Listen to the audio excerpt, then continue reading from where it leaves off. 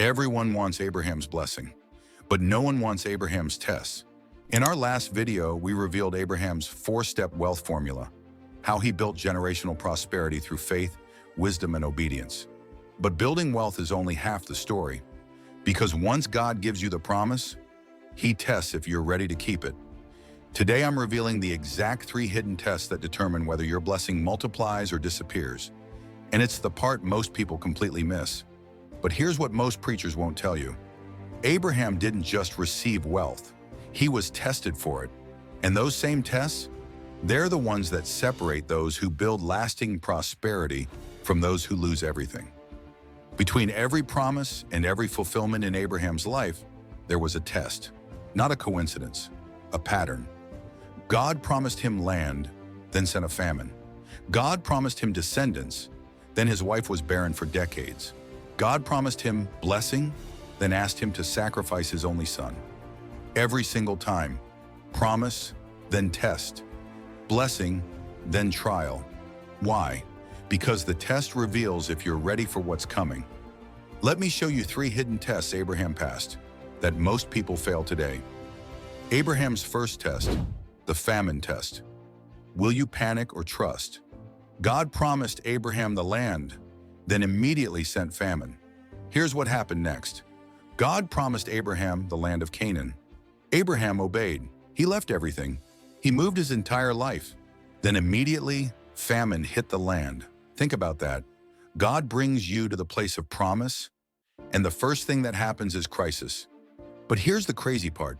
Abraham's response was to go to Egypt.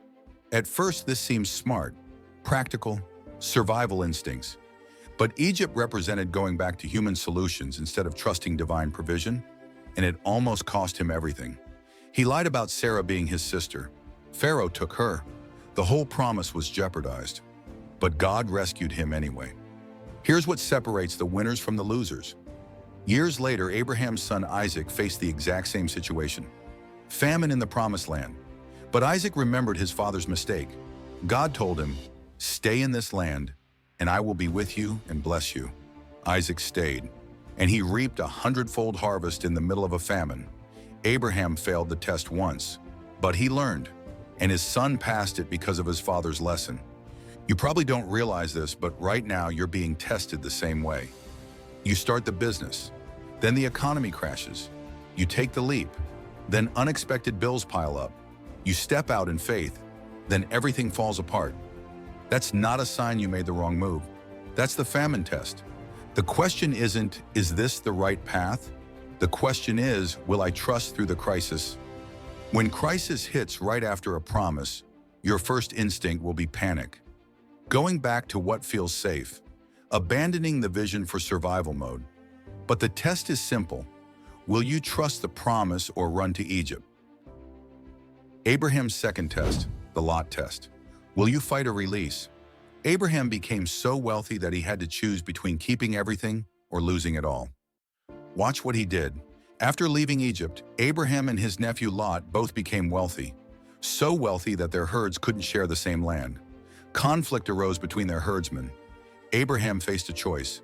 Fight for what's yours, assert dominance, demand first pick. After all, he was the elder. He had the promise. Lot was there because of him. But then Abraham did something that most people would never do. He let Lot choose first. If you go to the left, I'll go to the right. If you go to the right, I'll go to the left. Lot chose the best land, the fertile valley near Sodom, well-watered, prosperous. Abraham got what was left, the hills, the harder terrain. It looked like Abraham lost. But here's what nobody expects. Immediately after Lot left, God spoke to Abraham. Look around from where you are. All the land that you see I will give to you and your offspring forever. Abraham released control and God expanded his territory beyond anything Lot had chosen. The principle is crystal clear. What you hold loosely, God multiplies. What you grip tightly, you lose. This is happening to you right now, whether you realize it or not. Someone gets the promotion you wanted. A competitor takes the client you pursued. A friend gets the opportunity you prayed for. That's the Lot test. You can fight for your rights or trust that God has something better. Abraham released Lot and got the entire land. Lot grabbed the best and lost everything in Sodom's destruction. When someone takes what seems like your opportunity, your first instinct will be to fight, compete, prove you deserve it. But the test is this: will you grasp tightly or release peacefully?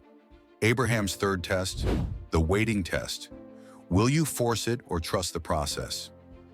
God made a promise to Abraham, but 25 years passed, and in the middle of that wait, he made a decision that changed everything. God promised Abraham descendants as numerous as the stars, but Sarah was barren. Years passed, a decade, then another. Abraham was 75 when God made the promise. He was 86 when Ishmael was born through Hagar, a human attempt to fulfill a divine promise. He was 100 when Isaac finally came. That's 25 years, a quarter century of waiting, watching the promise seem impossible, feeling like God forgot. And here's where most people make the mistake Abraham made. In the middle of that wait, Abraham made a move. He listened to Sarah's plan, have a child through Hagar. It seemed reasonable, culturally acceptable, practically sound, but it wasn't God's plan. Ishmael brought conflict, division, heartbreak. Not because Ishmael was bad, but because he was born from impatience. But when Abraham finally waited long enough, everything changed. When Isaac finally came, everything aligned. The promise was fulfilled correctly. The inheritance went to the right heir. The covenant continued through the intended line. Here's what most people don't understand. Ishmael wasn't wrong because he wasn't blessed. He was wrong because he wasn't Isaac. You can have good things in the wrong timing, and they'll create problems. This is your reality right now. You're building a business. Should you take the questionable investor? You're believing for a spouse. Should you settle for good enough? You're waiting for breakthrough. Should you compromise your values to speed it up? That's the waiting test. Abraham's impatience created Ishmael in generational conflict. Abraham's patience created Isaac in generational blessing. When God's promise is delayed, your first instinct will be to help God out. Force the outcome. Make it happen through your own effort. But the test is this: will you wait for God's timing or manufacture your own solution? So what are the hidden tests behind your wealth? Here's the pattern most people completely miss. First, the famine test. When crisis follows promise, don't panic. Don't run to Egypt. Don't abandon the vision for survival mode. Trust through the storm. The test isn't about the crisis. It's about your response. Second, the Lot test. When someone takes what seems like yours, don't fight, don't grasp, don't compete out of fear. Release peacefully. What you let go, God multiplies. What you grip, you lose. Third, the waiting test. When the promise is delayed, don't force it. Don't manufacture solutions. Don't create Ishmael while waiting for Isaac. Trust the timing. The right thing at the wrong time is still the wrong thing. But here's the shocking truth most people never realize. Abraham's wealth wasn't just about what he did. It was about what he endured. The test qualified him for the blessings. Every famine prepared him for greater trust. Every release prepared him for greater expansion. Every delay prepared him for greater fulfillment. God didn't give Abraham wealth because he was perfect. He gave it because Abraham learned to pass the tests. And this is what separates the rich from the poor. The world says, avoid the hard path. Abraham's story says, the hard path is the only path to lasting wealth. One leads to quick gains and quick losses. The other leads to generational prosperity.